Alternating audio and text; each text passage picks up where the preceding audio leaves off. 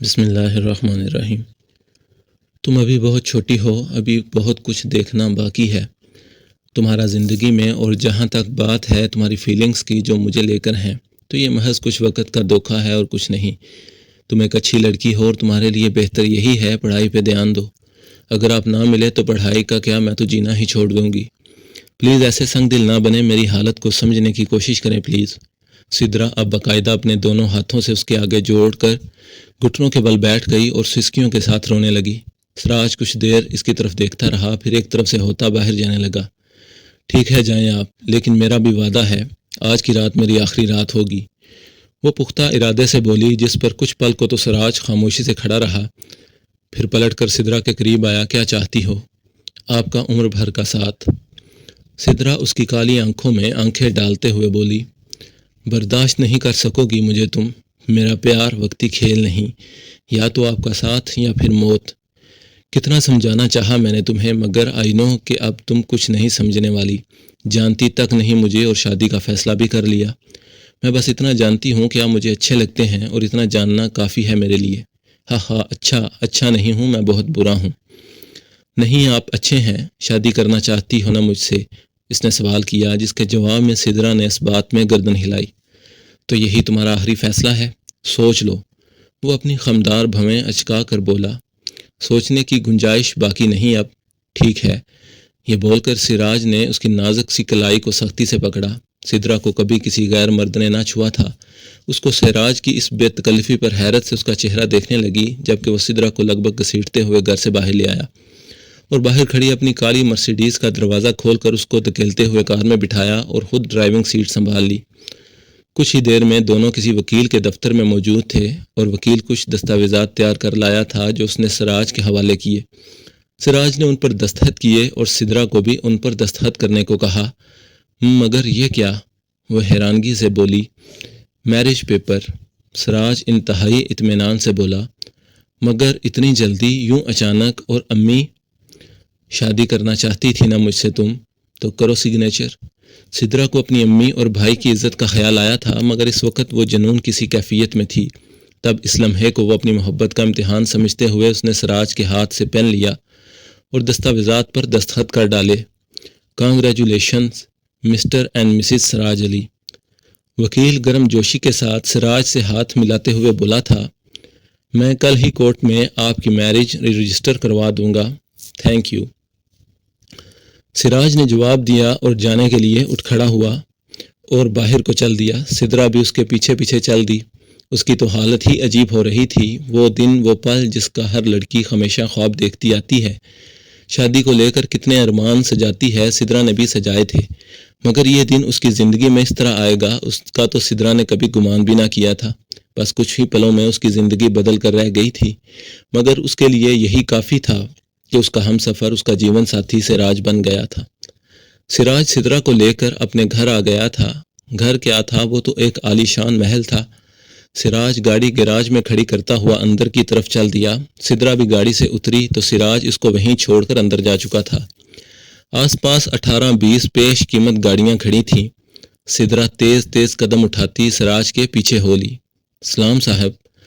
اندر آتے ہی سراج کے ایک ملازم نے اس کو سلام کیا تھا۔ سلام میڈم۔ اب اس نے سدرا کو سلام کیا تھا۔ کھانا لگا دوں صاحب؟ نہیں، اس کی ضرورت نہیں، یہ بولتا سراج اپنی خوابگاہ کی جانب بڑھ گیا، جبکہ سدرا وہیں کھڑی رہ گئی۔ سراج مسلسل اس کی طرح سے نظر انداز کر رہا تھا جیسے یہاں موجود ہی نہ ہو۔ سراج جا چکا تو وہ ملازم بھی وہاں سے چلا گیا۔ سدرا وہاں بڑے ایک آرام دہ صوفے پر بیٹھ گئی اور ادھر ادھر نظر دوڑا کر گھر کا جائزہ لینے لگی۔ کچھ ہی دیر میں ایک ملازمہ ہاتھ میں چائے وغیرہ لیے سدرا کے قریب آئی اور سدرا کو چائے پیش کر کے جانے کے لیے پلٹی۔ سنیں؟ سدرا اس سے مخاطب ہوئی۔ جی؟ ملازمہ نہایت ادب سے بولی، کیا آپ مجھے گھر دکھائیں گی؟ جی ٹھیک ہے، آ جائیں آپ۔ ملازمہ سدرا کو اپنے ساتھ لیے چل دی۔ سب سے پہلے تو اس نے سدرا کو سارے کمرے دکھائے، پھر اس کو لیے سوئمنگ پول والے حصے میں آ گئی۔ سوئمنگ پول دکھا چکی تو لان دکھایا جو کافی بڑی زمین پر مشتمل تھا۔ پھر وہ سدرا کو لیے گھر کی پچھلی جانب آ گئی۔ یہ دیکھیں، یہ سراج صاحب کے پالتو شیر ہیں، وہاں 3-4 شیر ایک وسیع پنجرے میں ادھر ادھر گھوم رہے تھے۔ شیر کا نام سنتے ہی سدرا کا خون خشک ہو چکا تھا۔ او اچھا، یہ پنجرہ ٹھیک سے بند تو ہے نا؟ جی بند ہے، اس کو تو بس صاحب ہی کھولتے ہیں۔ کھولتے ہیں مطلب ان شیروں کو پنجرے سے باہر نکال دیتے ہیں؟ سدرا نے حیرت سے آنکھیں پھیلائیں، جس پر ملازمہ کو اس کی معصومیت پر بے ساختہ ہنسی آ گئی۔ ہاں جی، باہر نکال دیتے ہیں اور کبھی کبھی باہر گھمانے بھی لے جاتے۔ صاحب کو بہت پیار ہے ان سے، اور یہ شیر بھی ان سے بہت پیار کرتے ہیں۔ او سو سویٹ، سدرا بولی۔ اس کے علاوہ سراج صاحب کے پاس ایک باز بھی ہے، جانوروں سے بہت پیار رکھتے ہیں۔ جی تو دیکھ لیا آپ نے گھر، اور ہاں اس طرف صاحب کا جم ہے۔ ملازمہ ذرا دور اشارہ کرتے ہوئے بولی۔ آپ کا کیا نام ہے؟ جی میرا نام رضیہ ہے۔ اچھا رضیہ باجی، ان کے گھر میں اور کون کون ہے؟ اور کوئی بھی نہیں ہے، سراج صاحب اکیلے رہتے ہیں۔ اوہ اوکے، سدرا نے مسکرا کر جواب دیا، اور وہ دونوں واپس اندر چل دیے۔ سدرا چائے پینے لگی اور ملازمہ باورچی خانے کی طرف بڑھ گئی۔ سدرا چائے پی چکی تھی، وہ کسی گہری سوچ میں ڈوبی تھی۔ یہ کیسی رخصتی تھی میری؟ سدرا تکلیف کی شدت سے مسکرا اٹھی۔ سوری امی، مجھے معاف کر دینا، اور نعمان تم بھی۔ یہ بولتے وہ رو پڑی، اور یوں نہ جانے کتنی دیر روتی رہی۔ روتے روتے سدرا کی آنکھ لگ گئی اور وہ وہیں پہ لیٹی سو گئی۔ سدرا اٹھو، سدرا، سراج کی آواز پر سدرا نیند سے بیدار ہوئی تھی۔ وہ آنکھیں ملتی اٹھ بیٹھی۔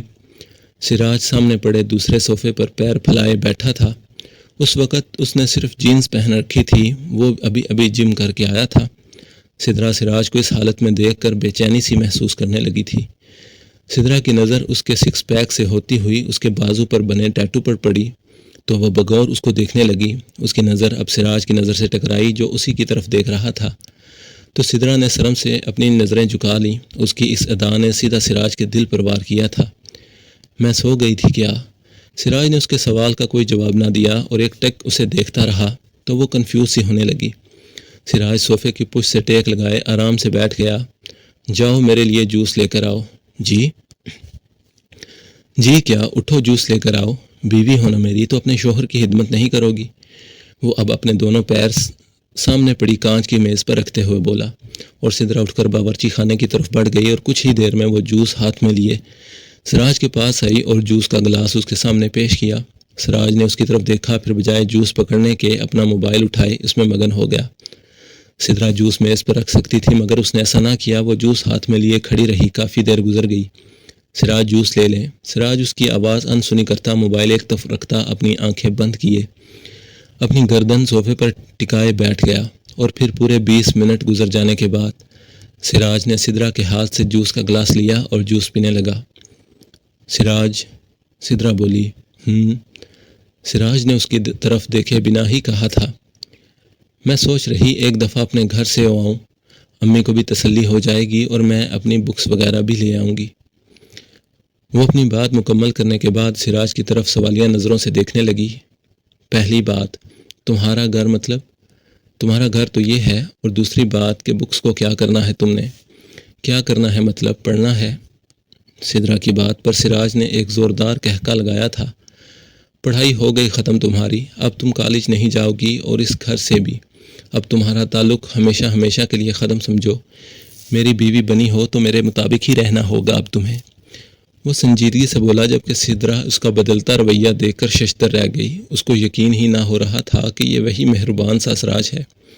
سراج، باقی آپ جو کہیں گے میں مان لوں گی، مگر امی کو انفارم کرنے دے پلیز، وہ بہت پریشان ہوں گی۔ تو ہوتی رہیں، وہ میرا میٹر نہیں، یہ سب تو تمہیں مجھ سے شادی کرنے سے پہلے سوچنا چاہیے تھا۔ وہ لاپرواہی سے بولا اور اٹھ کر کمرے کی طرف چل دیا، جبکہ سدرا کی آنکھیں نم ہو گئی تھیں۔ امی حوصلہ رکھیں، مل جائے گی سدرا، آخر گئی کہاں ہوگی؟ آپ ایسے روئیں گی تو پھر آپ کی طبیعت بگڑ نہ جائے۔ کاشف اپنی روتی ہوئی ماں کو دلاسا دیتے ہوئے بولا، جن کا سدرا کی گمشدگی کو لے کر رو کر برا حال تھا۔ ارے ایسے کیسے نہ رہوں میں، پتہ نہیں کہاں ہوگی میری بچی، اس وقت کس حال میں ہوگی۔ رات کے 10 بج گئے ہیں، ناصرہ شمیم روتے ہوئے بولی۔ مجھے تو پہلے ہی شک تھا کہ کسی چکر چل رہا ہے، اس کا بھاگ گئی ہوگی اپنے یار کے ساتھ۔ سدرا کی بھابھی نے اتراتے ہوئے منہ سے زہر اگلا۔ ہما، کچھ تو لحاظ کرو، یہاں ہم کتنے پریشان ہیں اور تم۔ کاشف غصے سے بولا، ہاں ہاں میں ہی بری ہوں، بس وہ تو مہارانی ہے نا۔ خدا کے لیے چپ ہو جاؤ ہما، بس کرو۔ تم دونوں یہاں، میری بچی لاپتہ ہے اور تم دونوں کو ان بیکار باتوں کی پڑی ہے۔ بیٹا کاشف، تو جانا اس کی دوستوں سے پتہ کر، کچھ میری بچی کو لے آ۔ جی امی، آپ پانی پئیں اور ریلیکس ہو جائیں پلیز۔ کاشف پانی کا گلاس آگے بڑھاتے ہوئے بولا، جس کو ناصرہ شمیم نے اس کے ہاتھ سے لے لیا اور گٹا گٹ پی گئیں۔ کاشف نے کسی طرح سجا بجھا کر اپنی امی کو لٹا دیا اور ان کو لحاف اڑاتا ہوا بتی بجھا کر خود کمرے سے نکل گیا۔ سدرا سراج کی خوابگاہ میں آئی تھی۔ سراج ابھی بھی کہیں باہر گیا تھا۔ کمرہ کافی بڑا تھا۔ سدرا کی نظر سب سے پہلے پلنگ کی بچھی دیوار پر چسپاں سراج کی بڑی سی تصویر پر گئی، جس پر سائڈ سمائل دے رہا تھا۔ سدرا اس کی حسین مسکراہٹ میں کہیں کھو سی گئی۔ اس کے قریب جا کر بے ساختہ تصویر میں موجود سراج کے گال کو چوم لیا۔ اس کے چہرے پر ایک شوخ مسکراہٹ بکھر گئی۔ اس کو کمرہ عجیب سا لگا۔ کمرے کی ایک دیوار پر بالکل کالے رنگ کا پینٹ تھا، صوفے بھی کالے رنگ کے تھے اور باقی سارا فرنیچر بھی۔ کمرے میں ایک بہت ہی بڑی شیشے کی کھڑکی تھی جو باہر لان میں کھلتی تھی۔ میز پر پڑی اشٹرے سگریٹوں کی راکھ سے بھری تھی۔ الماری کا دروازہ بھی تھوڑا سا کھلا ہوا تھا۔ پلنگ کی چادر بکھری تھی، ساتھ پڑی میز کی دراز بھی کھلی ہوئی تھی۔ سدرا چادر ٹھیک کرنے لگی۔ جب ٹھیک کر چکی تو دروازہ بند کرنے لگی، مگر سامان زیادہ ہونے کی وجہ سے دروازہ بند نہ ہو رہا تھا۔ سدرا سامان نکالے اسے ترتیب سے رکھنے لگی۔ اس دوران اس کو سراج کی ایک تصویر ملی۔ سراج نے کوئی ڈگری حاصل کرتے ہوئے لی تھی۔ سدرا نے وہ تصویر باہر ہی رہنے دی اور باقی کی ساری چیزیں سلیقے سے رکھ کر دروازہ بند کر دیا۔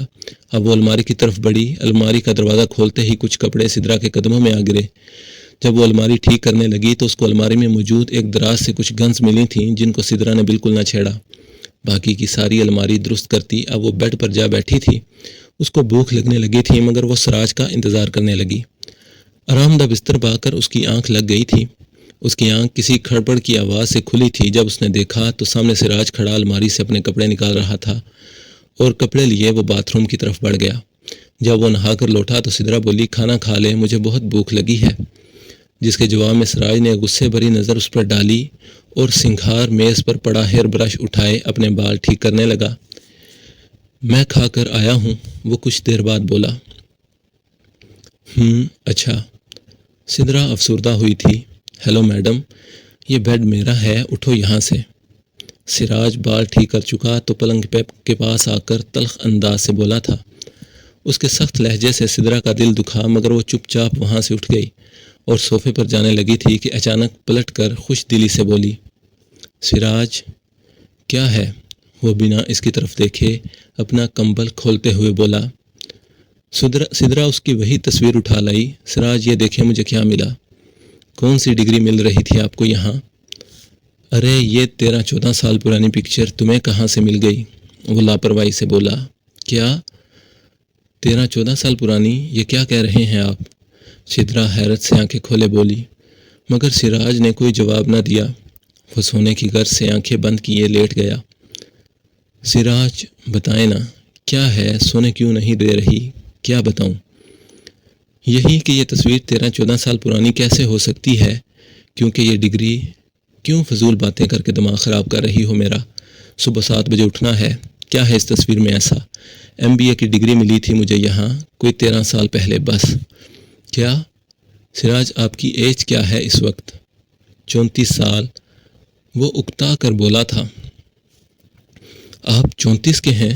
سچی؟ سدرا جی بھر کر حیران ہوئی تھی۔ تم کیوں اتنی حیران ہو؟ میں تو آپ کو 25 کا سمجھتی تھی سچی۔ سدرا معصومیت سے بولی۔ سدرا کی بات پر سراج ہنس پڑا۔ اس کا مطلب ہے انکل سے شادی ہو گئی تمہاری، ہے نا؟ نہیں، ایسی کوئی بات نہیں سراج، مجھے تو آپ ہر حال میں قبول ہیں، سدرا بولی، اور سراج مسکراتے ہوئے کمبل منہ تک اوڑھے سونے کے لیے لیٹ گیا۔ جبکہ سدرا کھانا کھائے ہی صوفے پر آ لیٹی اور اپنی امی کو یاد کرتے کرتے ہی اس کی آنکھ لگ گئی۔